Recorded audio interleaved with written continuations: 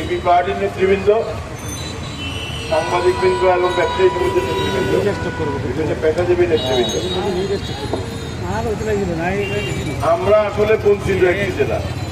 আমরা সবাই বলি যে আমাদের অনেক কিছু আছে বা অনেক রকমের গর্ববোধ করি।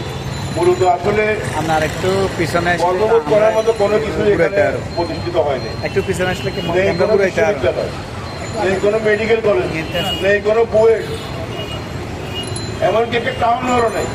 একটা কমিউনিটিতে একটা যে আমরা একই বিভিন্ন বিষয়ে আলাপ করুক বা কোনো কথা বলুক, এরকম কোনো স্থানও এখানে নেই।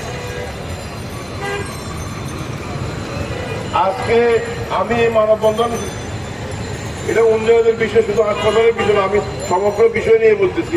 এখানে অনেক কম উন্নয়ন হয়েছে গত 17 বছরে।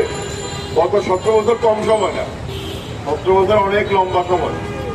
এই 17 বছরে এখানে দেখার মতো উন্নয়ন হয়েছে কিছু রাস্তাঘাট, পুরান রাস্তাঘাট একটু ভালো করে একটু মেরামত করছে, আর কিছু কিছু পাতি লাগাইছে। এর বাইরে এখানে কোনো উন্নয়ন হয়নি। আমরা অবিলম্বে আমাদের ফেরিবাসীর স্বাস্থ্যসেবা বৃদ্ধির লক্ষ্যে এবং আমাদের স্বাস্থ্যসেবার লক্ষ্যে এখানে অবশ্যই চীন বাংলাদেশ যে ফেন্সিং হাসপাতাল হচ্ছে সেটা ফেনীতে স্থাপন করা হোক। আর ফেনীতে স্থাপন করা যদি হয়, ফেনীর আশেপাশের জেলাগুলি এখান থেকে উপকৃত হবে। এখান থেকে আমাদের চিটাগং কাছে, এখান থেকে কুমিল্লা কাছে, এখান থেকে নোয়াখালী কাছে, এখান থেকে পার্বত্য চট্টগ্রামের বিভিন্ন জেলার ওগুলিও কাছে, এমনকি চাঁদপুরের সাথে আমাদের রেল যোগাযোগ আছে, ওইটাও কাছে।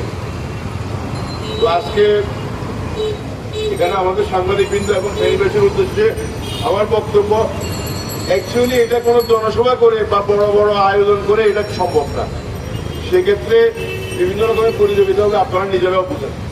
আমরা বলতেছি সবাই, আমাদের সবাই স্ব অবস্থান থেকে আমরা কাজ করে যাব। যেহেতু আমাদের অত বন্ধু বান্ধব আত্মীয় স্বজন বিভিন্ন জায়গা আছে যারা এগুলি করতে পারবে, বা এই হাসপাতালের জন্য আমরা আমাদের পজিটিভ ওয়ার্কগুলো করতে হবে। সবাই নিজ নিজ দায়িত্বে নিজে তার যে সামর্থ্য আছে ওই সামর্থ্য অনুযায়ী কাজ করবেন, এই আশাবাদ ব্যক্ত করে এবং এই আহ্বান থেকে আমি আমার সংক্ষিপ্ত বক্তব্য শেষ করছি। খোদা হাফেজ। বাংলাদেশ জিন্দাবাদ।